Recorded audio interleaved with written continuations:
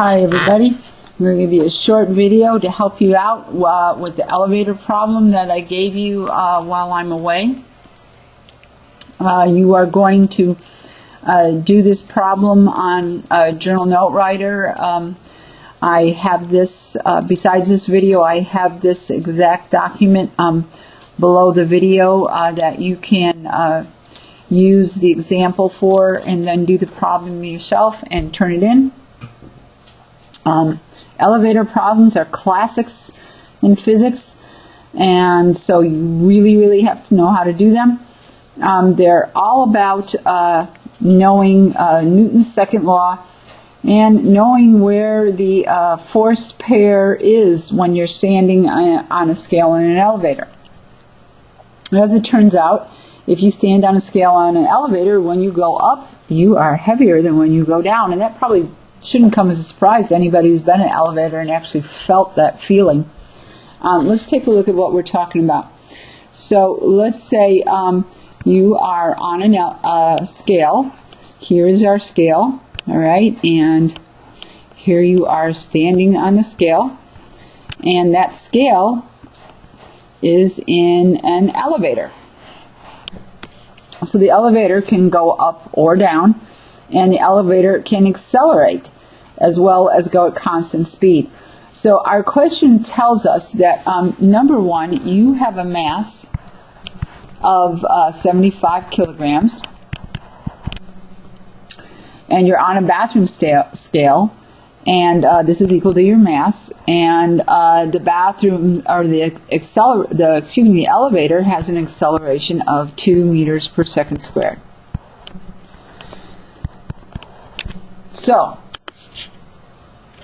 the question then becomes, what is the scale reading during the point in time that you're accelerating, which is for 2 seconds? So let's take the person and let's take a look at the person and the person standing on the scale. That is going to be our system. So it's very important to realize that what you're basically talking about here are two forces. You're talking about the force of the scale, which is a positive force on you going up, and then there's also the weight force, or the force due to gravity on you.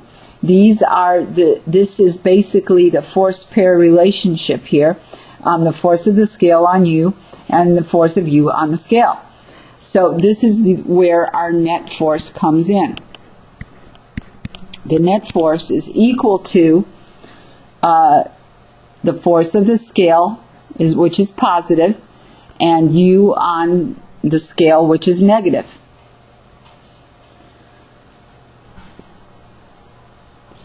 So the way this would look is that we would have the weight force this way, and the scale force this way.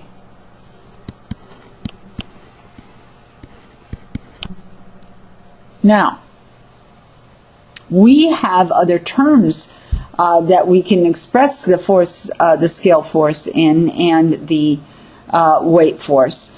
And what we're really looking for in this, when it asks us what is the scale reading, we are looking for the force on the scale, is our question mark. So let's rearrange this equation so it says force on the scale, and that will be equal to the net force plus the weight force. So I want you to remember all of our general force equations. We have force is equal to mass times acceleration. We have the weight force is equal to mass times the acceleration due to gravity. So looking at our equation that we just wrote, we can write this in terms of the net force is equal to the mass times the acceleration plus the weight force is equal to m times g. And I'm taking these directly from these two equations I just wrote. So let's take a look at what information I've been given. This here is our equation. And we've already said that that the force on the scale is what we're looking for. So this just tells us that that if I can actually simplify this, make it so that it equals the mass times A plus G, which means this is equal to 75 plus 2. 0.0 plus 9.8. Okay, and I think when you multiply this out, and you guys can check me on this, I think this is something around 890 newtons. Now, something I want you to notice, if I were just to take your weight being 75 kilograms right up here, if I were to take that and say, what is your weight? All you would do is multiply 75 times 9.8, not 75 times 9.8 plus 2. So here you see, as you're going up in that elevator, you actually are going to show a heavier weight than what you really are. And you might have guessed, likewise, going down, you're going to show a lighter weight than what you actually are. And this is the reason, this is the actual mathematical reason why. So now it is your turn. It is your turn to try these concepts on this problem down here.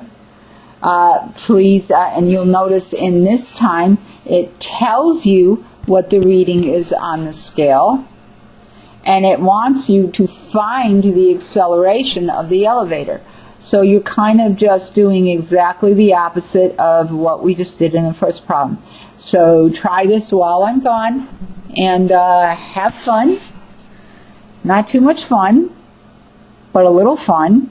And I'll see you there. I'll see you tomorrow.